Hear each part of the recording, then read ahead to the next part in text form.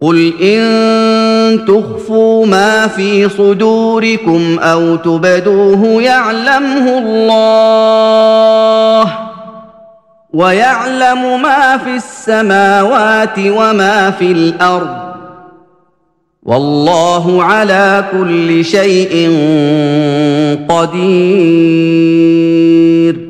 تخفوا ما في صدوركم او تبدوه يعلمه الله، یہ پھر وہی آیت آ گئی ہے جو سورہ بقرہ کے آخر میں آئی تھی. للہ ما فی السماوات و ما فی الارض وان تبدوا ما فی انفسکم او تخفوه یحاسبکم بہ اللہ. یہاں فرمایا قل ان تخفوا ما فی صدورکم، کہہ دیجئے کہ اگر تم چھپاؤ جو کچھ کہ تمہارے سینوں میں ہے، او تبدوه یا تم اسے ظاہر کر دو، یعلمہ اللہ، اللہ تعالیٰ اس کو جانتا ہے.